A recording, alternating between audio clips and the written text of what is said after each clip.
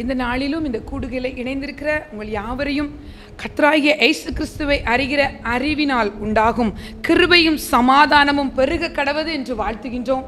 என்னோடு கூட இணைந்து இந்த வேதாகமத்தை திறப்பி எடுத்துக்கொள்ளுங்கள். வீட்டில் இருந்து அமர்ந்து கொண்டிருக்கிற பெண்கள் உங்களுடைய கைகளில் வேதாகமத்தை எடுத்துக்கொள்ளுங்கள். ஏனென்று சொன்னால் என்னை பார்ப்பதனாலோ என்னுடைய சத்தத்தை கேட்பதனாலோ உங்களுக்கு முழு ஆசீர்வாதம் அல்ல. ஏனென்றால் நாம் நோக்கி பார்க்க வேண்டிய இடம் கர்த்தராகிய இயேசு கிறிஸ்துவின் முகம் மாத்திரமே. இந்த நாளிலும் நம்முடைய தியானத்திற்கு தேவன் கொடுக்கின்ற வசனம் நீதிமொழிகள் 31ஆம் அதிகாரம் 30ஆம் வசனம். பழைய ஏற்பாட்டிலே இருக்கிறது 31ஆம் அதிகாரம், அதாவது 791வது பக்கம். நீதிமொழிகள் சங்கீதத்துக்கு அடுத்தால வரும். நீதிமொழிகள் 31ஆம் அதிகாரம் 30ஆம் வசனத்திலே கடைசி பகுதியாக இருக்கிற பின்பகுதியாக இருக்கிற அந்த வார்த்தை தான், கர்த்தருக்கு பயப்படுகிற ஸ்திரீயே புகழப்படுவாள். இந்த வசனத்துல 3 காரியம் சொல்லப்பட்டிருக்குது. சௌந்தரியம் வஞ்சனை உள்ளது, அழகும் வீண். கர்த்தருக்கு பயப்படுகிற ஸ்திரீயே புகழப்படுவாள். ஹல்லேலூயா. இன்றைக்கு நமக்கு கொடுக்கப்பட்டிருக்கிற இந்த ஆத்தும ஆகாரம், இதன் வாயிலாக நாம் எதை தியானிக்க இருக்கின்றோம் என்பதுதான் நம்முடைய வசனமாக இருக்கின்றது. அப்போ கர்த்தருக்கு பயப்படும் பொழுதுதான் எவ்விதமாக புகழப்படுவோம் என்று சொல்லி அந்த அதிகாரம் 28ஆம் வசனம் 29ஆம் வசனத்திலே சொல்லப்பட்டிருக்கிறது. அவள் பிள்ளைகள் எழும்பி அவளை பாக்கியவதி என்கிறார்கள். அவள் புருஷனும் அவளை பார்த்து அநேக பெண்கள் குணசாலிகளாய் இருந்ததுண்டு, நீயோ அவர்கள் எல்லாருக்கும் மேற்பட்டவள் என்று அவளை புகழுகிறான். ரொம்ப கஷ்டமான காரியம், அப்படித்தானே? ரொம்ப கஷ்டமான காரியம். பக்கத்து வீட்டுக்காரங்க, ஃப்ரெண்ட்ஸு எல்லார்ட்டையும் நல்ல பேர் வாங்கிட்டு வந்துடலாம். ஆனால் இது மட்டும் நடக்கவே செய்யாது, அப்படித்தானே? 1000 நல்ல காரியம் பண்ணியிருப்போம், ஆனால் ஒரே ஒன்று தான் பிடிச்சிக்கிட்டு பிள்ளைகள் ஆடும், அப்படிதானே? எனக்கும் 2 பிள்ளைகள், ஆண்டவர் கொடுத்த பிள்ளைகள் இருக்காங்க. நம்ம ஏதோ ஒரு சின்ன மிஸ்டேக் பண்ணியிருப்போம், அதை திரும்ப திரும்ப சொல்லி காமிப்பாங்க. அம்மா அது அப்படி நீங்கள் சொன்னீங்கம்மா அப்படிம்பாங்க. அது ஒரு பெரிய காரியமாகவே இருக்காது. ஏனென்று சொன்னால் இங்கே சாட்சி வாங்குவது என்பது மிகுந்த கடினமான காரியம். ஆனால் ஆண்டவர் இங்கே என்ன சொல்கிறாரு பாருங்க, புகழப்படணும்னா முதல்ல நமக்கு புகழ்ச்சி எங்கேருந்து வரணுமா?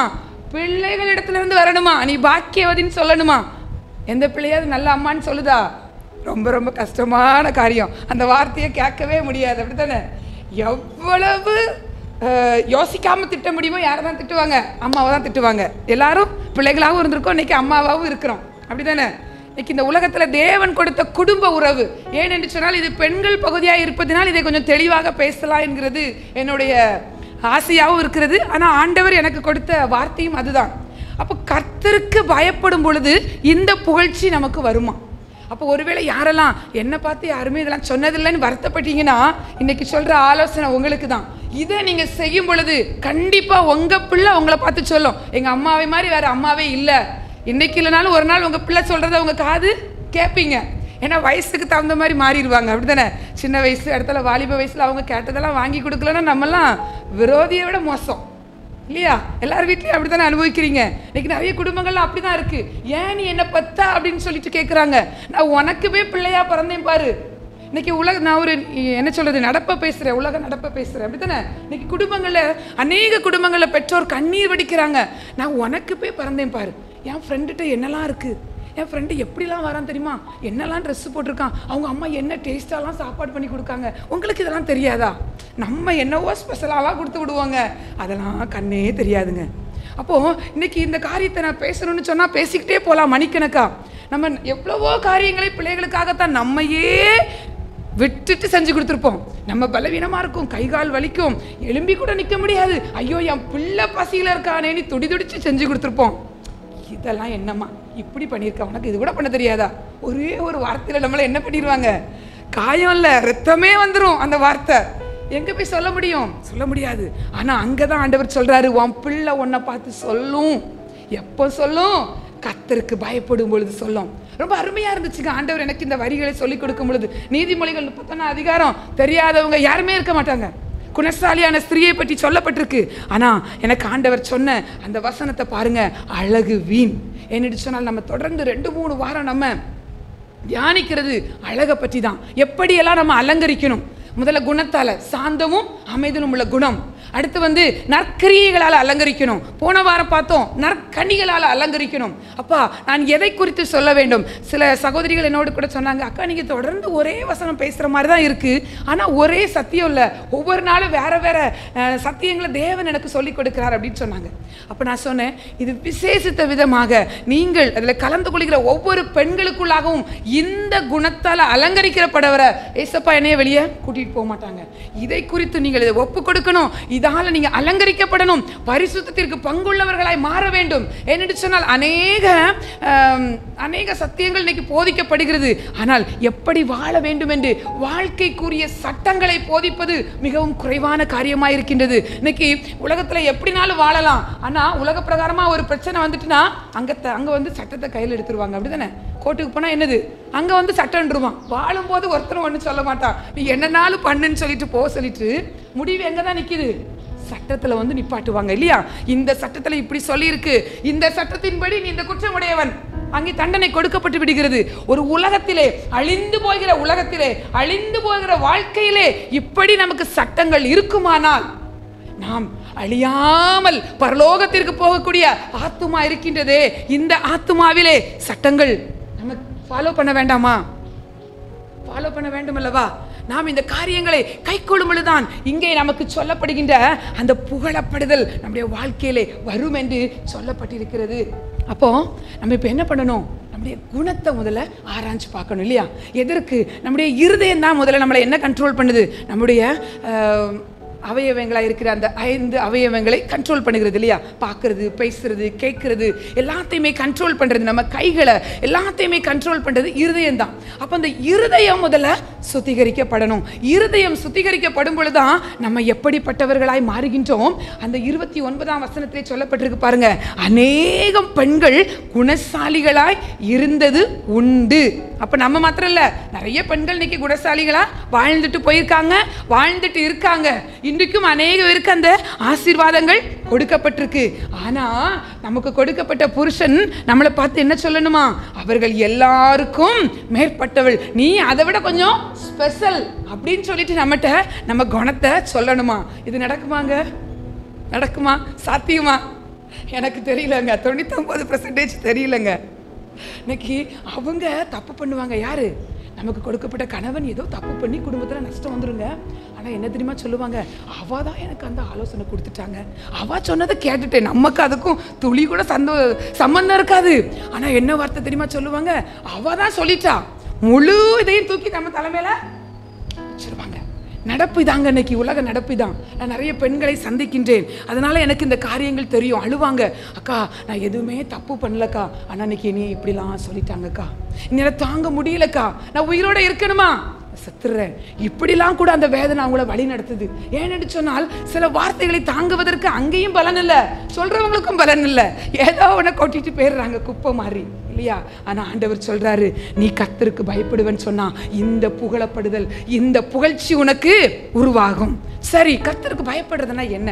நீதிமொழிகள் அநேக காரியங்கள் சொல்லப்பட்டிருக்கிறது. கர்த்தருக்கு பயப்படுதல் அப்படின்னு சொல்லி ஒரு கட்டுரை எழுதணும்னு சொன்னா நிறைய பகுதிகள் இருக்கு இல்லையா? கர்த்தருக்கு பயப்படுதலே ஞானத்தின் ஆரம்பம், கர்த்தருக்கு பயப்படுதலே உனக்கு ஆயுசு நாட்களை பெருக பண்ணும், பரிசுத்தரே அறிகிற அறிவு என்று சொல்லி நீதிமொழிகள் 9ஆம் அதிகாரம் 10ஆம் வசனம். கர்த்தருக்கு பயப்படுதலே ஞானத்தின் ஆரம்பம், பரிசுத்தரின் அறிவே அறிவு. இன்னைக்கு உலகத்தின் கல்வியை கற்றுக்கொள்வதனால அறிவு வரலாங்க, ஆனா பரிசுத்தரை நீங்க அறிந்து கொள்வதனால, பரிசுத்தரை அறிந்து கொள்ள நம்ம என்ன பண்ணணும்? இந்த பரிசுத்த வேதாகமத்தை நம்ம காத்து கொண்டு அதன்படி நடக்க ஆரம்பித்தோன்னு சொன்னாலே நமக்குள்ள அறிவு வந்துருங்க. அப்ப நம்ம முதலாவது செய்ய வேண்டிய காரியம் கர்த்தருக்கு பயப்பட வேண்டுங்க. எதற்காக பயப்பட வேண்டும்? எப்படி பயப்பட வேண்டும்? அவர் எனக்கு தண்டனை தந்துருவாருங்க, என் வீட்டில் பிரச்சனை வந்துருங்க, நான் சர்ச்சைக்கு போகலனா, நான் இன்னைக்கு ஜெபிக்கலனா என் வீட்டில் நல்லா இருக்காதுங்க. அது வந்து தவறான கண்ணோட்டங்க. அப்படி அல்ல. தேவன் நமக்கு கொடுத்திருக்கிற அந்த கட்டளைகளை அன்போடு நாம் அணுகும் பொழுது தேவன் நமக்கு வைத்திருக்கிற ஆசீர்வாதங்கள் நமக்கு உண்டு. சங்கீதம் 147:11, தமக்கு பயந்து தமது கிருபைக்கு காத்திருக்கிறவர்கள் மேல் கர்த்தர் பிரியமாயிருக்கிறாராம். முதல்ல அங்கே என்ன பார்த்தோம்? கர்த்தருக்கு பயப்படணும்னு பார்த்தோம். எது பயப்படுறது? தமக்கு பயந்து. அப்போ நம்ம பயப்படுற நம்ம என்ன செய்யணுமா? அவருக்கு காத்திருக்கணுமா? இதில் கர்த்தர் பிரியமா இருக்கிறாராம். அப்போ நம்ம அனுதினமும் அதிகாலை வேளையில் காத்திருக்க வேண்டிய கட்டாயத்தில் இருக்கிறவங்க. நமக்கு இது முதல்ல தெரியணும் இல்லையா? கர்த்தருடைய வசனம் என்னது அப்படின்னு தெரிஞ்சாதான் நம்ம காத்திருக்க முடியும். அப்பதான் நம்ம கர்த்தருக்கு பயப்பட முடியும். இன்னைக்கு நிறைய வேத வசனங்கள் தெரிஞ்சிருக்கலாம், நீங்க எத்தனை வருஷம் பிறப்பால கிறிஸ்தவங்களா இருக்கலாம், ஆனா இந்த வேதத்தின் சட்டம் என்ன என்பதை நாம் தெரிஞ்ச வேண்டுமானால் நம்முடைய அனுதின வேத வாசிப்பு நமக்கு இது பிரயோஜனமாய் இருக்கும். அப்ப நம்ம வாசிக்கிற நம்ம என்ன பண்ணணும்? அதுக்கு காத்திருக்கணும். அப்பா, இந்த காரியங்கள் எனக்குள்ள இருக்குமானால், அப்பா இந்த காரியத்தை எனக்கு தாங்க, இந்த குணம் உமக்கு பிரியமில்லாத குணம் இருக்கு, இது கேட்டுக்கு போகிற குணமா இருக்கு, இது என்னுடைய சுயத்தை நான் வெளிப்படுத்துற காரியமா இருக்கு, இவைகள் இன்றிலிருந்து எடுக்கப்படுவதாக என்று சொல்லி காத்திருந்து ஆண்டவருடைய கரத்தில் நம்மை ஒப்பு கொடுக்கும் பொழுது, காத்திருக்கிறதுனா என்னங்க? நீங்க எங்களை பாதுகாத்துக் கொள்ளுங்க, நீங்க என்ன நடத்துங்க என்று சொல்லி தேவ சமூகத்திலே நம்மை அர்ப்பணிக்கும் பொழுது தேவன் நம்மிலே பிரியமாய் மாறுகின்றார். அப்போ கர்த்தருக்கு பயப்படுதல் நமக்குள்ள என்னத்தை கொண்டு வரும்? அவருடைய வேத வசனத்துக்கு கீழ்ப்படுகிற குணங்களை கொண்டு வரும். மத்தேயு 5ஆம் அதிகாரத்தை பார்க்கிறோம். 5ஆம் அதிகாரம் 8ஆம் வசனம், இருதயத்தில் சுத்தமுள்ளவர்கள் பாக்கியவான்கள், அவர்கள் தேவனை தரிசிப்பார்கள். அப்போ நம்ம இந்த இருதயத்தை சுத்திகரிக்கப்படுறதுக்கு ஒப்பு கொடுக்கணும். நான் நல்லா தான் இருக்கேங்க, நான் ரொம்ப ஆண்டவருக்கு பிரியமான மகாங்க, இவ்வளோ நேரம் நான் ஜெபிக்கிறேங்க, நான் பரிசுத்தமாக என்னை காத்துக்கொள்றேங்க, சரிதான். ஆனால் அனுதினமும் நாம் இந்த பரிசுத்தத்திற்கு நம்மை ஒப்பு கொடுத்து வாழ வேண்டும். அதுதான் இந்த சத்திய வேதம் நமக்கு அறிவுறுத்துகின்ற காரியமாய் இருக்கின்றது. ஏனென்று சொன்னால், நாம் அனுதினமும் என்ன பண்ணணுமா? இந்த கிருபைக்கு காத்திருக்கும் பொழுது அனுதினமும் காலைதோறும் அவருடைய கிருபைகள் புதியவைகளாய் இருக்கின்றது என்று நாம் பார்க்கின்றோம். சங்கீதம் 140 2-3 வசனங்களை நாம் பார்க்கும் பொழுது அங்கே பாருங்க, நம்முடைய நாவு எப்படியெல்லாம் இருக்குதுன்று. அவர்கள் தங்கள் இருதயத்தில் பொல்லாப்புகளை சிந்தித்து யுத்தம் செய்ய நாள்தோறும் கூட்டம் கூடுகிறார்கள். இது இருதயத்தின் குணத்தை அங்க சொல்லியிருக்குங்க. அதன் பிறகு பாருங்க, சர்ப்பத்தை போல தங்கள் நாவை கூர்மையாக்குகிறார்கள், அவர்கள் உதடுகளின் கீழ் விரியன் பாம்பின் விஷம் இருக்கிறது. எப்படி பாருங்க, இந்த நாவு தாங்க இவ்வளோ சின்ன வாய் இல்லையா? நம்முடைய சரீரத்தில் சின்ன அவயவயம், ஆனா அதுக்குள்ள இருக்கு பாருங்க ஒரு சின்ன இலை போன்ற அமைப்பு, நாக்கு இல்லையா? இதுக்கு இருக்கு பாருங்க, இதுக்கு இருக்கிற பலன் நம்ம சரீரத்தில் வேற எங்கேயும் இருக்கான்னு எனக்கு தெரியல. இந்த நாக்கு தான் எல்லாத்தையும் கண்ட்ரோல் பண்ணுது. ஒரு டேஸ்ட், ஒரு ஆகாரத்துக்கு டேஸ்ட். அடுத்து நம்ம பேசுறதுக்கு பாருங்க, நம்ம நாக்கு இல்லைன்னா பேச முடியாது. பேசி பாருங்க, உங்க நாக்கை மடக்கிட்டு சத்தமே வராது இல்லையா? வாயை மூடுனா எப்படி இருப்போமோ அதே மாதிரி தான் இருப்போம். அப்போ அவ்வளோ சிறிய நாவு எப்படிப்பட்ட நாவா இருக்குதான். முதல்ல இந்த இருதயத்தில் என்ன பண்ணுதான்? பொல்லாத சிந்தனைகளை கொடுத்து அது என்ன பண்ணுதான்? யார்கிட்டையாவது போய் சண்டை போடலான்னு நமக்குள்ள அந்த ஒரு ஆவேசத்தை உண்டு பண்ணுதான். அப்போ நம்ம என்ன பண்ணணும்? வேத வசனத்தால் நம்மை சுத்திகரிக்க ஒப்பு கொடுக்கும் பொழுது, தேவனுக்கு பயந்து காத்திருக்கும் பொழுது, தேவன் நம்ம மீது பிரியமாயிருந்து என்ன பண்ணிடுவாரு? அவைகளுக்கு நம்மை விலக்கி காத்து விடுவார். ஆனால் பொல்லாத இருதயமா இருக்கு பாருங்க, அந்த பொல்லாத இருதயம் என்ன பண்ணிருது? என்ன பண்ணலான்னு சொல்லிட்டு நாள்தோறும் கூட்டம் கூடி இவங்களை யாரை கெடுக்கலாம், இன்னைக்கு இவன் இன்னைக்கு சந்தோஷமா இருக்கா அப்படின்னு சொல்லி அவளை இன்னைக்கு மனமடி வாக்கணும்னு சொல்லிட்டு அந்த நோஸ் கட் பண்ணுகிற பேச்சுகளை பேசுவதற்கு எத்தனை படுகின்றது. அடுத்து பாருங்க என்ன பண்ணுதான்? சர்ப்பத்தை போல தங்கள் நாவை கூர்மையாக்குகிறார்கள். சர்ப்பனா என்னது? இந்த பாம்பு கொத்திருன்னு சொல்லுவாங்க இல்லையா? அந்த பல்லு, அந்த அதெல்லாம் ரொம்ப ஷார்ப்பா இருக்கும். அப்ப என்ன பண்றாங்களாம்? கூர்மையாக்குகிறார்கள். என்ன அர்த்தம்? எதை சொன்னா அவ கீழே விழுவா, எப்படிப்பட்ட வார்த்தையை சொன்னா அவளை மடங்கடிக்கலாம். இதான் இன்னைக்கு உலக இயற்கையா இருக்கு. அப்படிதானே? இந்த நாவு எப்படிலாம் பேசுதுங்க. அங்க பாருங்க, அந்த நாவுக்கு கீழே என்ன இருக்காங்க? உதடுகளின் கீழே விரியன் பாம்பின் விஷம் இருக்குதான். இந்த வாயை குறித்து எவ்வளோ ஒரு பெரிய காரியம் சொல்லப்பட்டிருக்கு பாருங்க. இதை அறியாமத்தான் நம்ம என்ன பண்ணிடுவோம்? அவ்வா என்னை இன்னைக்கு திட்டா, நான் பதிலுக்கு அவளுக்கு சொல்லாம எனக்கு தூக்கம் வராதுன்னு சொல்லிட்டு பதிலுக்கு பதில் பேசுகின்ற அந்த காரியத்துக்கு நம்மளை விற்று போட்டு விடுகிறோங்க. வேண்டாம். இது இச்சையினால உண்டாகிற அந்த கேட்டுக்கு போகிற வழிங்க. இதை விட்டுட்டு ஆண்டவற்றை இன்னைக்கு ஒப்பு கொடுப்போமா? அப்பா, நான் என்னை இன்னைக்கு ஒப்பு கொடுக்கிறேன். எல்லாரும் சொல்லுவோமா? இருதயத்தில் கையை வச்சு, அப்பா என்னுடைய உதடுகளை பரிசுத்தப்படுத்துங்க, என்னுடைய நாவை பரிசுத்தப்படுத்துங்க, பரிசுத்தமானவைகளை சிந்திக்கக்கூடிய அந்த காரியம் எனக்குள்ள உண்டாகட்டும். ஆண்டவரே, பரிசுத்தத்திற்கு என்னை பிரதிஷ்டை பண்ணுகிறேன் என்று சொல்லி உங்கள் நாவை குறித்து நீங்கள் தேவனிடத்திலே அறிக்கையிடுங்கள். ஏனென்று சொன்னால் நம்ம தேவனை சரியா அறிந்து கொள்ளாட்டி நம்முடைய நாவு சில நேரங்களில் வேற விதமாக பயன்பெற்றுங்க. முதல்ல சொன்னேன் இல்லையா, நம்ம வீட்டுக்குள்ளதான் ஆண்டவர் சாட்சியை இருக்க சொன்னார் இல்லையா. நம்முடைய பிள்ளைகள் தேவன் கொடுத்த நமக்கு துணை, நம்முடைய பெற்றோர், இவர்கள் தான் நமக்கு முதலாவதாக நம்மளை புகழ வேண்டும் என்று சொல்லி ஆலோசனைகள் கொடுக்கப்பட்டதல்லவா. அப்படி நம்முடைய வார்த்தைகளில் மிகவும் கவனமுள்ளவர்களாய் நாம் இருக்கும் பொழுது இந்த காரியம் நமக்குள்ளே உண்டாகும் என்று சொல்லி இந்த ஆலோசனை நமக்கு சொல்லித்தரப்படுகிறது. அடுத்து 1 பேதுரு 3ஆம் அதிகாரம் 15ஆம் வசனத்தை எடுத்துக்கொள்ளுங்கள். 1 பேதுரு 3ஆம் அதிகாரம் 15ஆம் வசனம். கர்த்தராகிய தேவனை உங்கள் இருதயங்களில் பரிசுத்தம் பண்ணுங்கள். அதற்கு ரிலேட்டடான சம்பந்தப்பட்ட வார்த்தை தான் இங்கே சொல்லப்பட்டிருக்கிறது. உங்களில் இருக்கிற நம்பிக்கையை குறித்து உங்களிடத்தில் விசாரித்து கேட்கிற யாவருக்கும் சாந்தத்தோடும் வணக்கத்தோடும் உத்தரவு சொல்ல எப்பொழுதும் ஆயத்தமாயிருங்கள். அங்கே ஒரு அருமையான ஒரு ஆலோசனை சொல்லப்பட்டிருக்கு. உங்களிடத்தில் இருக்கிற நம்பிக்கை. என்ன நம்பிக்கை? நீ இன்னைக்கு என்ன சமைக்கலான் இருக்க? யார் கேட்பா? வீட்டில் உள்ளவங்க கேட்பாங்க. சும்மா இரு, எனக்கே முடியல, நான் ஏதோ ஒன்று செஞ்சு வைப்பேன், சாப்பிட்டுட்டு போ. வந்துருச்சா? உள்ள வந்துருச்சா? அடுத்து பக்கத்து வீட்டுக்காரங்க கேட்பாங்க, இன்னைக்கு என்னக்கா உங்களுக்கு நேரம் இருக்குமா, எனக்கு கொஞ்சம் உதவி பண்ணுவீங்களா? நானே என்ன செய்யணும் வந்துட்டுருக்கேன். முடிஞ்சிச்சா? சாந்தம் போயிருச்சா? இப்படி நான் சொன்னேன்னா ஒன்று நான் சொல்லிட்டே போகலாம் இல்லையா.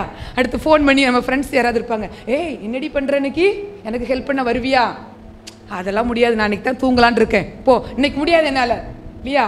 எப்படிலாம் பதில் சொல்கிறோம் இல்லையா. எல்லாருடைய வாழ்க்கையிலே வருது தானே. இது என்னதுங்க? சுயம்.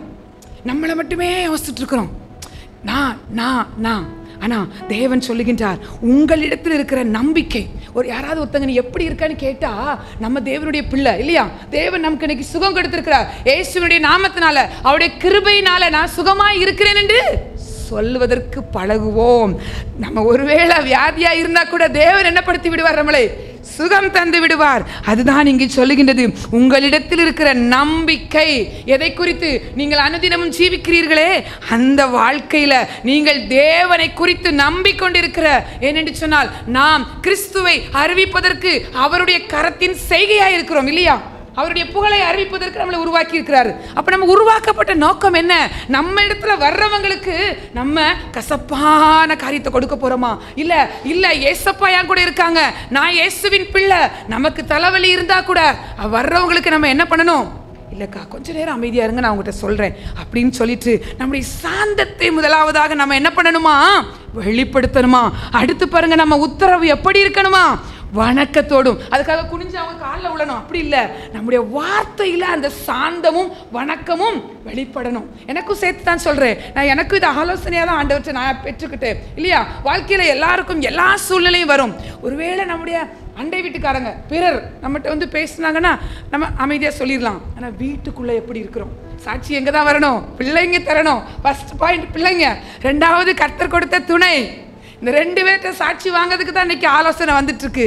அப்போ முதலாவது உங்க பிள்ளையா இருந்தா கூட அந்த பிள்ளைகிட்டையும் சாந்தமாய் பதில் சொல்வதற்கு ஆயத்தமாகுங்கள். வணக்கத்தோடு உத்தரவு சொல்வதற்கு உங்களை பழக்கப்படுத்திக் கொள்ளுங்கள். இதுதான் இன்றைக்கு நீங்கள் உங்களை இருதயங்களிலே பரிசுத்தம் பண்ணிக்கொள்ள வேண்டிய ஒரு காரியம். வீட்டிலே போய் இன்னும் தெளிவாக வாசித்துக் கொள்ளுங்கள். என்னென்று சொன்னால், எனக்கு கொடுக்கப்பட்ட நேரம் குறைவான நேரம் தான். எல்லாரும் இன்னைக்கு ஆன்லைனில் இருக்காங்க இல்லையா. நெட்டு கார்டு எல்லாருக்கும் எவ்வளோ நேரம் இருக்குன்னு சொல்ல முடியாது. அதனால தான் நான் கொஞ்சம் குறைவான காரியங்களை உங்களுக்கு விவரிக்கின்றேன். எபேசியர் 5ஆம் அதிகாரம் 26ஆம் வசனத்திலே இப்படியாக ஒரு ஆலோசனை அங்கே சொல்லப்பட்டிருக்கிறது. நாம் அதை திருவசனத்தை கொண்டு தண்ணீர் முழுக்கினால் சுத்திகரித்து பரிசுத்தமாக்குகிறதற்கும் கரை திரை முதலானவைகள் ஒன்றும் இல்லாமல் பரிசுத்தமும் பிழையற்றதுமான மகிமை உள்ள சபையாக. இங்கே 2 காரியங்கள் இல்லையா. சபையையும் ஒரு குடும்ப வாழ்க்கையும் அங்கே இணைத்து அநேக ஆலோசனைகள் கூறப்படுவதை நாம் பார்க்கின்றோம். அப்போ இங்கே சபையை குறித்த ஆலோசனையும் சொல்லுகின்றார். அதே சமயம் ஒரு சொந்த குடும்பம் எப்படியாய் அது நாம் தேவனுக்கு பிரியமாய் வாழ வேண்டும் என்கிறதற்கும் அங்கே ஆலோசனைகள் கொடுக்கப்படுகின்றது. அதன் அடிப்படையில் தான் எப்படியா பாருங்க, அந்த திருவசனத்தை கொண்டு நம்மளை என்ன பண்றாராம்? சுத்திகரித்து பரிசுத்தமாக்குகிறார். அந்த ஆலோசனை தான் நான் உங்களுக்கு இன்னைக்கு சொல்லிக் கொண்டிருக்கிறேன். இந்த திருவசனத்தை நீங்கள் கை கொள்ளும் பொழுது இங்கே முதல்ல உங்களை சுத்திகரித்தும் கொள்ளுகின்றீர்கள். அடுத்து பரிசுத்தமாக்குகிறதற்கு உங்களை நீங்கள் ஒப்பு கொடுக்கின்றீர்கள். அப்போ நமக்கிட்ட இருக்கிற கரை திரை எல்லாம் ஒன்றும் இல்லாமல் பரிசுத்தமும் பிழையற்றதுமான ஆமென் நம்முடைய ஒரு குடும்பம் இல்லையா, நம்ம கர்த்தர் தேவனுக்கு கொடுத்திருக்கிறது ஒரு குடும்பம் இல்லையா, அந்த குடும்பத்தை கட்டுகிறவர்களாய் நாம் மாறுவோம் என்பதிலே எந்த சந்தேகமும் இல்லை. நான் உங்களுக்கு அறிவிக்கின்ற அந்த ஆவியானவர் இந்த கிரியை உங்களுக்குள்ளே உருவாக்க அவர் சுத்தமுள்ளவராய் இருக்கின்றார். உங்களை நீங்கள் ஒப்பு கொடுக்கும் பொழுது இந்த கிருபை, இதில் கலந்து கொண்ட இந்த சத்தியத்தை கேட்டுக்கொண்டிருக்கிற உங்கள் யாவருக்கும் இன்றைக்கு ஆசீர்வாதமாக உங்கள் வீட்டுக்குள்ளே வரும் என்பதை நான் விசுவாசிக்கின்றேன். ஏனென்று சொன்னால், நாம் தேவனுக்கு பிரியமா வாழணும்னு நினைக்கிறோங்க. ஆனா எப்படி போனா சரியா இருக்கும், எதை செஞ்சா சரியா இருக்கும் என்று சொன்னால், எபிரேயர்ல பார்க்கிறோம், இன்று எனப்படும் அளவும் ஒவ்வொருவருக்கும் புத்தி சொல்லுங்கள் என்று சொல்லப்பட்டிருக்கிறது. அந்த வார்த்தை எனக்கு ரொம்ப பிடித்தமான வார்த்தைங்க. அங்கே பாருங்க, எபிரேயர் 3ஆம் அதிகாரத்திலே சொல்லப்பட்டிருக்கிறது பாருங்க. 3ஆம் அதிகாரம் 13ஆம் வசனத்திலே, உங்களில் ஒருவனாகிலும் பாவத்தின் வஞ்சனையினாலே கடினப்பட்டு போகாதபடிக்கு இன்று எனப்படும் அளவும் நாடோறும் ஒருவருக்கொருவர் புத்தி சொல்லுங்கள். அப்போ இன்று நமக்கு கொடுக்கப்பட்டிருக்கு இல்லையா, இன்று என்கிற வார்த்தை டுடே, இன்று எனப்படும் அளவும். அப்போ நாடோறும் ஒவ்வொரு நாளும் நமக்கு கொடுக்கப்படுகின்றது, நம்முடைய வாழ்க்கையில ஆட் ஆயிட்டே வருது. நீங்க 40 வயசு இருக்கலாம், 50 வயசு இருக்கலாம், இல்ல அக்கா எனக்கு 25 வயசு தான் நீங்க சொல்லலாம். ஆனா வாழ்நாளிலே உங்களுக்கு இன்று கொடுக்கப்பட்டிருக்கிறது. இந்த நாளிலே உங்களுக்கு சொல்லுகின்ற இந்த புத்திமதிகளை நீங்கள் ஏற்று உங்களை அதற்கு ஒப்பு கொடுப்பீர்கள். ஆனால் ஏனென்று சொன்னால், 119ஆம் சங்கீதத்திலே பார்க்கிறோம், பாவம் செய்யாதபடிக்கு ஆமென் இருதயத்திலே அந்த வேத வசனங்களை நாம் வைத்தேன் என்று சொல்லப்பட்டிருக்கிறது. 119ஆம் சங்கீதத்திலே இந்த வார்த்தைகள் வாசிப்பதற்கு மட்டும் இல்லைங்க, அவைகளை நம்முடைய இருதய பலகையில எழுதி கொள்ளணுமா. எப்படி இருதய பலகையில எழுதுகிறது? அதுதான் வேத தியானங்க, அதுதான் வேத தியானம். அப்பா, இந்த வார்த்தைக்கு என்ன ஒப்பு கொடுக்கிறேன், நீங்க என்ன மாற்றுங்க அப்படின்னு சொல்லிட்டு நம்மளை ஒப்பு கொடுக்கணும்.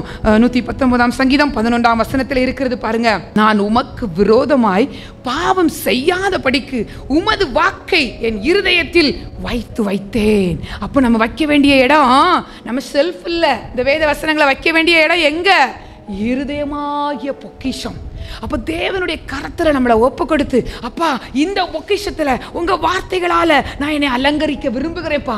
ஒவ்வொரு வசனத்தையும் எப்படி நம்முடைய ஆசீர்வாத வசனங்கள், வாக்குத்தத்தங்கள் என்று சொல்லி நாம் வைத்துக் கொண்டிருக்கின்றோமோ, இதுதான் முதலாவது வாக்குத்தத்தங்க.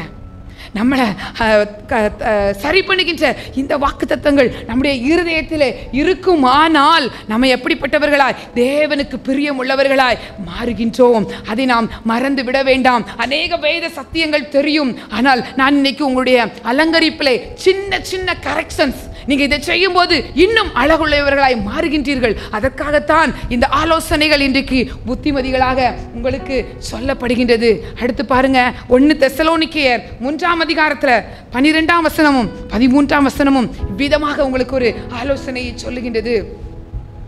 நாங்கள் உங்களிடத்தில் வைத்திருக்கிற அன்புக்கு ஒப்பாய் நீங்களும் ஒருவரிடத்தில் ஒருவர் வைக்கும் அன்பிலும் மற்றெல்லா மனுஷரிடத்தில் வைக்கும் அன்பிலும் கர்த்தர் உங்களை பெருகவும் நிலைத்தோங்கவும் செய்து.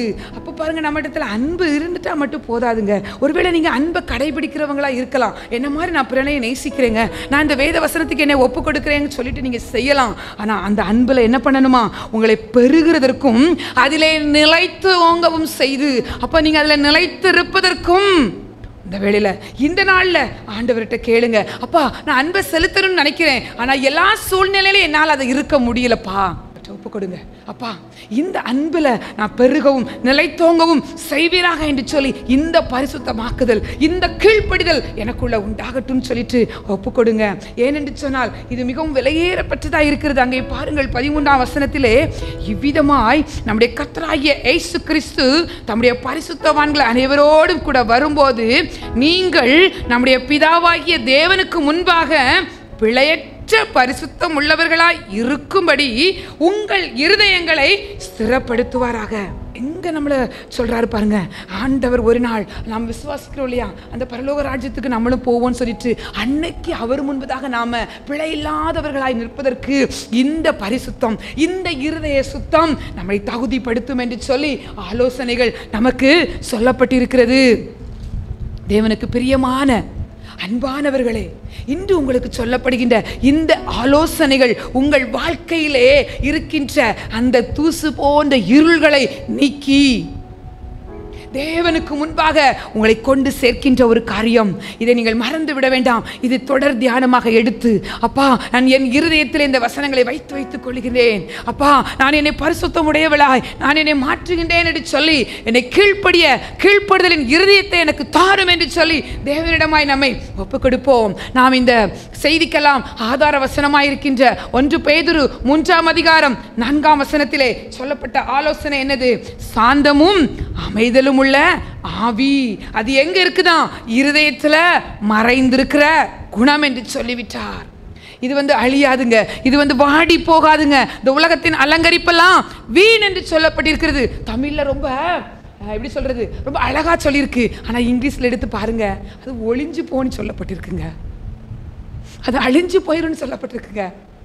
தமிழ்ல ரொம்ப ஸ்டைலா எப்படி சொல்றது, கொஞ்சம் அப்படி பூசனாக்கில் சொல்லியிருக்கு. என்னது? வீண் அப்படின்னு சொல்லியிருக்கு. நீ அது மீது கண்களை வைக்காதன்னு சொல்லியிருக்கு. ஆனால் இங்கிலீஷில் எடுத்து வாசித்து பாருங்க, பாசிங், அதாவது ஒன்றை விட்டு அது போயிடும். அது ஒன்றுமே இல்லை, நத்திங், அதனால உனக்கு ஒண்ணுமே பிரயோஜனம் இல்லை என்று சொல்லப்பட்டிருக்கிறது. இப்படிப்பட்ட அழகுக்காக நாம் நம்மை விற்று போடாதபடிக்கு அழியாத அலங்கரிப்பாயிருக்கின்ற தேவனுக்கு பிரியமான ஆமேன் ஆமேன் உங்களுக்கு அலங்காரமாய் இருக்கக்கூடிய அந்த இருதயத்துல மறைந்திருக்கிற குணத்தை தான் இன்னைக்கு எப்படி பெற்றுக்கொள்ளணும், அதுல நீங்க எப்படி தொடர்ந்து இருக்கணும்னு சொல்லிட்டு கொடுக்கப்பட்ட ஆலோசனை தான் இதுங்க. இதை நீங்கள் பின்பற்றுவீர்கள் ஆனால் உங்களுடைய வாழ்க்கையிலே தேவன் கொடுக்கின்ற இந்த ஆசீர்வாதம் இன்றைக்கு உங்களோடு கூட உங்கள் வீட்டிற்குள் தங்கியிருக்கும் என்று நான் உங்களை வாழ்த்துகின்றேன். இது தேவனுடைய பார்வையில விலையேறப்பட்டது என்று சொல்லப்பட்டிருக்கிறது. அதுக்கு அடுத்த வசனத்துல பாருங்க, பரிசுத்த ஸ்திரீகள் என்ன பண்ணாங்களாம்? தங்கள் புருஷர்களுக்கு கீழ்ப்படிந்து தங்களை அலங்கரித்தார்கள். நான் ஒன்றும் வேற எதையும் சொல்ல வரலங்க. உங்க கையில் இருக்கிற இதே பைபிளையும் இந்த வசனம் தான் நான் இருக்குன்னு சொல்லிட்டு விசுவாசிக்கிறேங்க. அங்கதான் சொல்லப்பட்டிருக்குங்க. என்ன பண்ணாங்க? நமக்கு முன்பாக இருந்த அந்த பரிசுத்த ஸ்திரீகள் என்ன பண்ணாங்க என்று சொல்லி அங்கே ஆலோசனைகள் நமக்கு சொல்லப்பட்டிருக்கிறது. அதே இதை குறித்து இன்னொரு விளக்கம் தீத்து 2ஆம் அதிகாரம் 4ஆம் வசனத்திலே சொல்லப்பட்டிருக்கிறது. தேவ வசனம் தூசிக்கப்படாதபடிக்கு பாலிய ஸ்திரீகள் தங்கள் புருஷரிடத்திலும் தங்கள் பிள்ளைகளிடத்திலும் அன்புள்ளவர்களாயிருக்கணுமா? எதுக்குங்க? நமக்கு பெருமை வரணும் இல்லைங்க. இந்த தேவ வசனம் தூசிக்கப்படுவதற்கு நம்ம இடம் கொடுக்க கூடாதுங்க. அநேக வேத சட்டங்களை தான் என்று உங்களுக்கு நான் சொல்லிக் கொண்டிருக்கின்றேன். இவைகளையெல்லாம் உங்கள் வாழ்க்கையிலே நீங்கள் செய்ய முற்படும் பொழுது, இவைகளையெல்லாம் உங்கள் வாழ்க்கையிலே நீங்கள் கடைபிடிக்கும் பொழுது தேவன் வைத்திருக்கிற அந்த அழியாத அலங்கரிப்பை உங்கள் வாழ்க்கையிலும் பெற்றுக்கொள்ளுகின்றீர்கள். உங்களுக்கும் அவைகள் கிடைத்து கொண்டே இருக்கும். தேவன் கொடுக்கின்ற நாம் அவரை சந்திக்கும் நாளிலே அழியாத ஆமென் அந்த பிழையற்ற பரிசுத்தமுடையவர்களாய் நம்மை மாற்றிக்கொள்ளுகின்றோம். கண்களை மூடி தேவனை நோக்கி பார்ப்போமா? அப்பா அப்பா அப்பா, கர்த்தருக்கு பயப்படுகிற ஸ்திரீயே புகழப்படுவாள் சொன்னீங்களேப்பா. ஆண்டவரே, எங்களுடைய புகழ்ச்சி ஆமேன் நீர் கொடுக்கின்ற ஆமேன் இந்த அலங்கரிப்பு, இந்த அழியாத அலங்கரிப்பை நாங்கள் வாஞ்சிக்கிறோம் தகப்பனே. நீர் எங்களை அப்பா அப்பா ஏற்றுக்கொள்ளும்படியாக எங்களை அர்ப்பணிக்கின்றோம்ப்பா. அப்பா, இந்த வேத வசனங்கள் எங்களை சுத்திகரிக்கட்டும்ப்பா. இந்த வேத வசனத்தின் தியானம் எங்களுக்குள்ளே இந்த பரிசுத்தத்தை இன்றைக்கு தரட்டும் இயேசப்பா. உடைய சமூகத்திலே அமர்ந்திருந்த எங்கள் ஒவ்வொருவருக்கும் ஆமேன் இது ஒரு ஆசீர்வாதத்தை எங்கள் வாழ்க்கையில கொண்டு வரட்டுங்க. நிறைய பிரச்சனைக்கு தீர்வு தான் இன்னைக்கு ஆவியானவர் நமக்கு ஆலோசனை கொடுத்திருக்காருங்க. சிலவங்க சொல்லுவீங்களா, எனக்கு வீட்டுக்குள்ள இருக்கிறது கூட மனசு இல்லைங்க. சில சொல்வதை கேட்டிருக்கேன். ஏன்னா எங்க வீடு எனக்கு நரகம். நிறைய பேர் வாயை திறந்தே சொல்றாங்க. அதை நரகமாகவும் மோட்சமாகவும் பரலோகமாகவும் மாற்றுவது நம்ம கையில தான் இருக்குங்க. நம்மளே அப்படி சொல்லுவோம்னா நம்ம குடும்பத்தின் உறுப்பினர்களுக்கு அது எப்படிங்க இருக்கும்? அந்த குடும்பத்தை ஆண்டவர் நம்ம கையில தான் தந்திருக்காருங்க. புத்தி உள்ள ஸ்திரீ தன் வீட்டை கட்டுகிறாள், புத்தி இல்லாதவளோ தன் கைகளினாலே அதை இடித்து போடுகிறாள் என்று பார்க்கின்றோம். நாம் எப்படி இருக்கின்றோம்? இந்த பரிசுத்தத்தால் நம்ம வீட்டை அலங்கரிப்போமா? தேவன் விரும்புகின்ற இந்த குணங்களால நம்மை அலங்கரித்துக் கொள்ளும் பொழுது ரொம்ப சிம்பிளா தான் சொல்லி தந்தாங்க ஏசப்பா. ரொம்ப சிம்பிள் தான். உன் நம்பிக்கையை குறித்து உன்கிட்ட கேட்குறவங்ககிட்ட நீ சாந்தமா பேசு. உன் பிறனிடத்துல அன்பு கூறு. ரொம்ப பெரிய கஷ்டமான பாரத்தை உங்க மேல தூக்கி வைக்கலங்க. மிகவும் மிகவும் ரொம்ப வெயிட்டே இல்லாத ஒரு காரியம் தான். ஆனா அதை செய்யும் பொழுது மிகவும் வெயிட்டான அந்த ஜீவ கிரீடத்தை ஆண்டவர் தூக்கி வைப்பாருங்க. இந்த உலகத்தால அழிக்க முடியாது, இந்த உலகத்தால எடுக்க முடியாதுங்க. உங்களுக்கு நீ உள்ள அந்த வாடாத கிரீடம், அந்த ஜீவ கிரீடம் உங்களுக்காக ஆயத்தம் பண்ணப்படுங்க என்று பாடல் உண்டு. ஒவ்வொரு செயலினாலும் நம்ம என்ன பண்ணணுமா? பரலோகத்துல நமக்குரிய அந்த இடத்தை கட்டணும்னு சொல்லிட்டு எங்களை தாழ்த்தி அர்ப்பணிக்கிறோப்பா ஆண்டவரே. இந்த வேத தியானம் அப்பா எங்கள் ஒவ்வொருவருக்கும் எங்களுடைய இருதயத்தில் ஆமென் ஒரு பரிசுத்தத்தை கொண்டு வருகிறதா இருக்கட்டும். ஷமு நிபா ரிபா ரபா கமா நமா நமா நபா ரபா ரபா ரபா. அப்பா வாஞ்சிக்கிற ஒவ்வொரு பிள்ளைகளுக்கும் ஆமென் இந்த நாளின் ஆசீர்வாதம் உண்டாகட்டும். அப்பா அப்பா நாங்கள் விதைத்த இந்த விதைகளப்பா சாத்தாரணவன் எடுத்து போட்டு விடக்கூடாது தகப்பனே. அவைகள் பலன் கொடுக்கிறவரை நீங்க பாதுகாத்து கொள்ளுங்கப்பா. வழியிலையோ அப்பா எங்கேயோ பொறுக்கி விட்டு போய்விடக்கூடாதப்பா. இந்த தியானம் ஒவ்வொருவருடைய சிந்தனையில இருக்கட்டப்பா. மிகவும் விலையேறப்பட்டதுங்க. அது தேவனுடைய பார்வையிலே விலையேறப்பட்டது என்று சொல்லப்பட்டிருக்குங்க. இதை மிக லேசா எடுத்துறாதீங்க.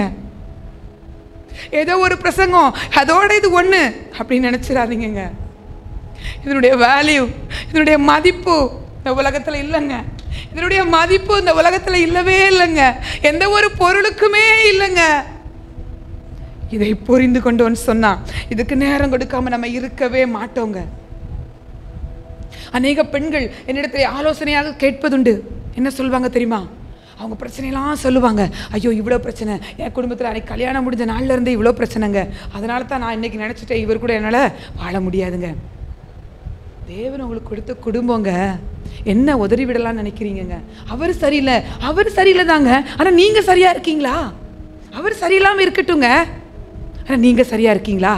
உங்க புத்தியுள்ள நடக்கையினால, உங்க கற்புள்ள நடக்கையினால நீங்க சுத்தமுள்ளவர்களா இருக்கும் பொழுது அவர்களை ஆதாயப்படுத்தி கொள்ளலாம் என்று ஆலோசனை சொல்லப்பட்டிருக்கிறதே.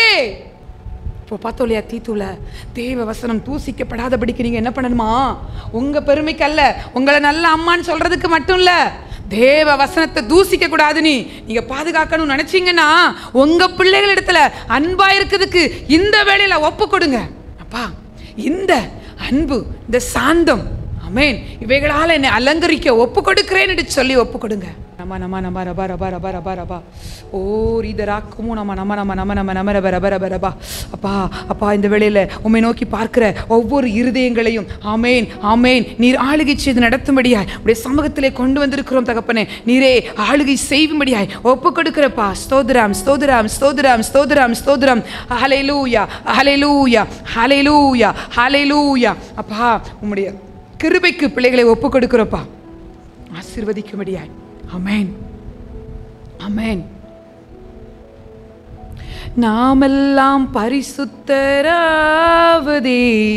தெய்வத்தின் திருசித்தம், பரிசுத்தமின்றி தெய்வத்தை யாரும் தரிசிக்க முடியாது. ஆமென். தேவனுடைய சித்தம் அதுதாங்க. நம்மளை ஆசீர்வதிப்பது தேவனுடைய சித்தம் தாங்க. ஆசீர்வாதத்தின் பாத்திரமாய் இருப்பது தாங்க நான் வழியே சொல்லிட்டு இருக்கேன். நம்ம பரிசுத்தம் உள்ளவர்களாய், தேவனுக்கு கீழ்ப்படுதல் உள்ளவர்களாய் இருக்கும் பொழுது தேவனுடைய ஆசீர்வாதம் தங்குங்க. தேவன் வாசம் பண்ணுகிற இடமாய் நம்மை நாம ஒப்பு கொடுக்கும் பொழுது ஆமேன் ஆமேன், தேவன் நம்மளிலே வாசம் பண்ணுகிறவராய் இருக்கின்றார். தேவன் நம்மை அலங்கரித்து ஆமேன் இந்த அழியாத அலங்கரிப்பினாலே நம்மை அலங்கரிக்க அவர் சித்தமுள்ளவராய் இருக்கின்றார். யாருக்கெல்லாம் வாஞ்சை இருக்குங்க? யாருக்கெல்லாம் வாஞ்சை இருக்கு? ஆண்டவற்றை உங்களை ஒப்பு கொடுப்பீங்களா? அப்பா நீங்க என் கூடவே இருப்பதற்கு எதெல்லாம் தடையா இருக்கோ அதெல்லாம் நீக்கி போட்டுருங்கப்பா. எந்த குணம்லாம் எனக்குள்ள இருக்கிற அந்த முன் கோபம், எரிச்சல், ஆமேன், ஒரு வைராக்கியம், எனக்குள்ள இருக்கிற அந்த கோபம், ஆமேன், எனக்குள்ள இருக்கிற அந்த கூக்குரல், எனக்குள்ள இருக்கிற அந்த தூசணம், உங்களுக்குள்ள என்ன சுபாவம் இருக்கோ அதை அறிக்கையிடுங்க வாய்களை திறந்து. ஆமேன் ஆமேன் ஆமேன் ஆமேன். எங்களை ஒப்பு கொடுக்கிறோம், எங்களை ஒப்பு கொடுக்கிறோம். ஓர் இதராக்கமோ நம நம நம நம நம நம நம நம நம நம நம நம பர பர பர பர பர பரபா ஷம நம நம நம நம பர பர. தேவனுக்கு பிரியமுள்ளவர்களாய் ஆமேன் தேவனை பின்பற்றணும்னு வாஞ்சிப்பீங்கன்னா, நான் ஏசப்பா பிள்ளை, எனக்கு எல்லாமே ஏசுதானே சொல்றோமா? அப்போ நம்ம எப்படி இருக்கோம்? ஏசுவுக்கு நம்ம எத்தனை % இடம் கொடுத்துருக்கோம்? அந்த இருதயத்தில் 50 கொடுத்துருக்கோமா? இல்லை 75 கொடுத்துருக்கோமா? இல்லை 99 கொடுத்துட்டு இன்னும் 1% இல்லை ஏசப்பா இதில் மட்டும் எனக்கு கொஞ்சம் எக்ஸ்கியூஸ் கேட்குறோமா? இல்லைங்க, முழுமையாக கொடுக்கணுங்க, முழுமையாக கொடுக்கணும். அப்போ தான் தேவனை நம்ம மகிமைப்படுத்துவோங்க. தேவ வசனம் நம்ம மூலமாக மகிமைப்படுங்க. நம்மளை பார்க்குறவங்க இவா ஏசப்பா பிள்ளை அப்படின்னு சொல்லி தேவனை மகிமைப்படுத்துவாங்க. பைபிள் நம்ம கையில் இருந்துட்டா மட்டும் நம்ம பரிசுத்தம் இல்லைங்க. இந்த பரிசுத்த வசனங்களை நம்முடைய இருதயத்தில் வைக்கும் பொழுது, அவைகளுக்கு நாம் கீழ்ப்படியும் பொழுது, அவைகளுக்கு நம்மை ஒப்பு கொடுக்கும் பொழுது இந்த பரிசுத்தத்தால் நம்ம அலங்கரிக்கிறோங்க. இந்த அலங்கரிப்பு உடைய வாழ்க்கையில் ஒரு நாளும் அழிந்து போகாது. ஆமென். ஆண்டவரே, இயேசுவின் நாமத்தினாலே பிள்ளைகளை வாழ்த்துகிறோம் தகப்பனே. அப்பா, உடைய ஆசீர்வாதம் பிள்ளைகளுக்கு உண்டாவதாக. ஆமென். இந்த பரிசுத்தம் ஒவ்வொரு பிள்ளைகளுக்கும் அலங்காரமாய் மாறட்டும் தகப்பனே. இருதயத்திலே பரிசுத்தம் பண்ணிக்கொண்டு தங்களுடைய செய்கைகள் எல்லாவற்றிலேயும் ஆமென் பரிசுத்தமுள்ள ஒரு வாழ்க்கைக்கு தங்களை அர்ப்பணிக்க ஒப்பு கொடுப்போமா? தேவன் கொடுத்திருக்கிற அந்த குடும்பத்தில் அன்பை வெளிப்படுத்த நம்ம ஒரு நாளும் மறந்து போக வேண்டாம். தேவன் கொடுத்த துணையின் இடத்துல பயபக்தியாய் இருக்க கடவுள் என்று எபேசியர் 5ஆம் அதிகாரம் கடைசி வசனத்திலே சொல்லப்பட்டிருக்கிறது. எப்படி நம்ம தேவனுக்கு கடவுளுக்கு பயப்படுகிறோமோ அதே ஒரு பயபக்தி நமக்கு தேவன் கொடுத்திருக்கிற துணையின் இடத்திலும் காணப்பட வேண்டுங்க. தேவன் இந்த உலகத்தில் நம்முடைய சரீரத்தோடு இணைத்திருக்கிறாருங்க. ஒரே சரீரமாக நம்முடைய துணையை இணைச்சிருக்கிறாருங்க. நம்ம இருவர் அல்ல ஒருவர் என்று சொல்லி தானே நம்ம வாழ்ந்து கொண்டு இருக்கிறோம். அன்றைக்கு தேவ சமூகத்தில் அறிக்கையிட்டு இருக்கோங்க. அப்போ ஏன் நீங்கள் பிரித்து பார்க்கீங்க? ஏன் உங்களுக்குள்ள அந்த சுபாவம் வருது? அந்த சுபாவத்தை அப்போவே தூர எரிஞ்சிருங்க, கிள்ளி போட்டுருங்க. அந்த செடியை உங்களுக்குள்ள வளர்த்துக்கிட்டு இருக்காதுங்க. அவன் சொல்லி நான் கேட்கவா? மரியாதை கொடுக்காதபடிக்கு போ, உனக்கெல்லாம் நான் கீழ்ப்படிய முடியாது என்று சொல்லுகின்ற அந்த கெட்ட குணங்கள், அந்த கெட்ட சுபாவங்கள் எடுபட்டு போகட்டும்.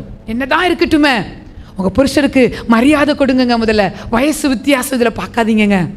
தேவன் சொன்ன ஆலோசனைங்க. தேவ வசனம் தூசிக்கப்பட உங்களை இடம் கொடுக்காதீங்க. மரியாதை கொடுக்க பழகுங்க. முதல்ல உங்கள் வார்த்தையினால் மரியாதை கொடுங்க. உங்கள் இருதயத்தில் ஒரு இடம் கொடுங்க. உங்கள் இருதயத்தில் ஒரு மரியாதை கொடுங்க. உங்களுக்கு அவர் செய்ய வேண்டியதெல்லாம் செய்யணும்னு நினைக்கிறீங்க. உங்கள் இருதயத்தில் உங்கள் புருஷனுக்கு இடம் இருக்காங்க. அங்கே அருமையாக வேத வசனம் சொல்லப்பட்டிருக்கு, சொந்த புருஷருக்கு கீழ்ப்படிங்கள் என்று சொல்லி. அந்த வார்த்தை எவ்வளோ அழுத்தமாக சொல்லப்பட்டிருக்கு பாருங்க. எப்படி இருக்கிறீங்க? உங்களை ஒப்பு கொடுப்பீங்களா? உங்களை இந்த நாளில் ஒப்பு கொடுப்பீங்களா? இதுவரை எனக்கு இதெல்லாம் தெரியாதுங்க, இது பாவம், இதெல்லாம் தப்பு, வேதவசனத்துக்கு கீழ்ப்படியாமல் இருக்கேன்னு எனக்கு தெரியாதுங்க. இதுவும் ஒரு அலங்காரங்க, இதுவும் ஒரு பரிசுத்தங்க. நீதிமொழிகள் 31ஆம் அதிகாரத்தில் சொல்லப்பட்டிருக்கிறது, உன் புருஷன் என்ன பண்ணிருக்கான், நியாயாஸ்தானத்தில் அவன் பெயர் பெற்றவனாக இருக்கணும்னு சொன்னான். ஒரு மனைவியினுடைய செய்கை தான் அங்கே வர கொண்டு போகுங்க. அதனால தாங்க அந்த குணம் உங்களுக்கு வேணும்னு இன்னைக்கு ஆவியானவர் சொல்லித்தராருங்க. வெளியே உங்களை குறித்து எப்படி சொல்கிறாங்க? அவளா புருஷனை மதிக்கவே மாட்டாங்க, புருஷனை வச்சு தான் எல்லா வேலையும் வாங்குறாங்க, நிறைய உலகத்தின் காரியம் நிறைய சொல்லுவாங்கங்க. உங்களுக்கு தேவன் கொடுத்திருக்கிற இந்த வேதாகமத்தின் ஆலோசனைகளை நீங்கள் பின்பற்றும் பொழுது உங்கள் இருவரையும் பிரிக்க முடியாதுங்க. வெளியே உங்கள் புருஷனுக்கு நீங்கள் கொடுக்க வேண்டிய மரியாதை வெளியே தெரியுங்க. நீங்கள் வீட்டுக்குள்ளே எப்படி நடந்துக்கிறீங்க அதுவும் தான் வெளியில் வருங்க. சரியான கனத்தை கொடுக்க பழகுங்க, சரியாக நடந்து கொள்ள பழகுங்க. உங்களை பார்த்து குணசாலியான ஸ்ரீன்னு சொல்லணும்னு விரும்புறீங்களே, அப்போ உங்க குணம் எப்படி இருக்கணுங்க? குணம் இல்லையா? அந்த சௌந்தரியம் வஞ்சனை உள்ளது என்று சொல்லப்பட்டிருக்கிறது. சௌந்தரியத்தை மட்டும் நாடிட்டு, அழகை மட்டும் நம்ம நாடிட்டு இருந்துடக்கூடாதுங்க. நமக்குள்ள நம்ம இந்த ஆலயமாயிருக்கின்ற இந்த சரீரத்தில் ஒவ்வொரு அலங்காரத்தை தான் தேவன் நமக்கு வெளிப்படுத்துகின்றாருங்க. அதை மறந்து விடாதுங்க. இன்னைக்கு பியூட்டிஷியன், அதாவது பார்லருக்கு போகிறவங்களுக்கு தெரியும் இல்லையா, ஒரு முகத்தை அழகுபடுத்த எவ்வளோ நேரம் வேணும்னு சொல்லிட்டு கண் அழகுபடுத்துகிறாங்க, அந்த புருவத்தை அழகுபடுத்துகிறாங்க, முகத்தை அழகுபடுத்துகிறாங்க. ஒன்றுன்னா எனக்கு அது தெரியாது, எனக்கு முன்ன பின்ன அந்த அனுபவம் கிடையாது. ஆனால் அதற்கென்று சொல்லி மணிக்கணக்காக நேரத்தை கொடுக்குறாங்கங்க. அழிந்து போகிற அழகுக்குங்க. அது தேவையில்லைன்னு சொல்லலைங்க, ஆனால் அது அழிஞ்சு போயிருங்க, அது வாடி போயிருங்க. ஆனால் இதன் மீது நாட்டமுடையவர்கள் உங்களை அழியாத அலங்கரிப்புக்கும் நாட்டமுடையவர்களை மாற்றுங்க. அப்போ தான் நம்ம பரலோகத்துக்கு போகவும் முடியும். தேவனுடைய ஆசீர்வாதங்கள் உங்கள் வீட்டுக்குள்ளேயும் இருக்குங்க. பரிசுத்தம் வாழ்க்கையில் இருக்குமானால் அதற்கு தடை எதுவுமே இல்லைங்க. உங்களை ஒப்பு கொடுங்க. கரை திரை முதலானவைகள் நம்மளிடத்துல எந்த குறை ஒரு சின்ன குறை கூட இல்லாதபடிக்கு தேவனுக்கு பிரியமுள்ள வாழ்க்கையை நான் வாழ விரும்புகிறேன் ஏசப்பா என்று சொல்லி நம்முடைய வாயின் அறிக்கை செய்யும் பொழுது ஆசீர்வாதம் உங்களை தேடி வருங்க. உங்களை ஒப்பு கொடுத்து இந்த பரிசுத்தத்துக்கு நேராய் உங்களை இன்றைக்கு ஒப்பு கொடுத்து உங்களை அர்ப்பணித்து வாழும் பொழுது தேவன் உங்களை ஆசீர்வாதத்தினால் நிரப்புவார். தேவனுடைய ஆசீர்வாதம் உங்களுக்கு உண்டுங்க. ஒரு நாளும் அந்த மதிகேடான அழகுள்ள ஸ்திரீயா இருந்துடாதீங்க. புத்தியுள்ள ஸ்திரீயாய், அழகுள்ள ஸ்திரீயாய் நம்ம இருப்போங்க. அழகாக இருப்பது தப்புன்னு சொல்லலைங்க. நான் சொல்கிறேன்னு சொல்லிட்டு யாரும் தப்பாக எடுத்துறாதீங்க. அழகாக இருப்பது தப்புன்னு சொல்லலைங்க. அப்படி இருக்கிற நீங்கள் இதையும் சேர்த்து நீங்கள் அலங்கரித்து கொள்ளும் பொழுது அதுதான் உங்களுக்கு இன்னும் அழகாய் மாறுங்க. எந்த சௌந்தரியம் உங்களுக்கு வேணும் நீங்கள் வாஞ்சிக்கிறீங்களோ அது உங்கள் வாழ்க்கையில் கொடுக்குங்க. தேவனுடைய நாமத்திற்கும் நாம் மகிமை கொண்டு வருவோங்க. தெய்வ வசனம் தூசிக்கப்படுவதற்கு ஒரு நாளும் நீங்கள் காரணமாக இருந்துடாதீங்க. நான் காரணமாக இருக்கக்கூடாது என்று சொல்லி உங்களை ஒப்புக்கொடுங்க. வயதான பெற்றோர் உங்கள் கூட இருப்பாங்கன்னா, வயதான மாமியார் மாமனார் உங்கள் கூட இருப்பாங்கன்னு சொன்னால் ஞானத்தோடு நடந்து கொள்ளுங்க. இதற்கு அவார்டு உங்களுக்கு உலகத்தில் இல்லைங்க, ஆனால் அங்கே உண்டுங்க. அங்கே உண்டு, அங்கே உண்டு. அழியாத அலங்கரிப்பை தரும் பொழுது தேவன் உங்களுக்கு தருவாருங்க. மறந்து விடாதீங்க. சாந்தத்தோடும் வணக்கத்தோடும் உத்தரவு சொல்ல எப்பொழுதும் ஆயத்தமாயிருங்கள். தேவனுடைய ஆலோசனை இதை பின்பற்றுங்கள்.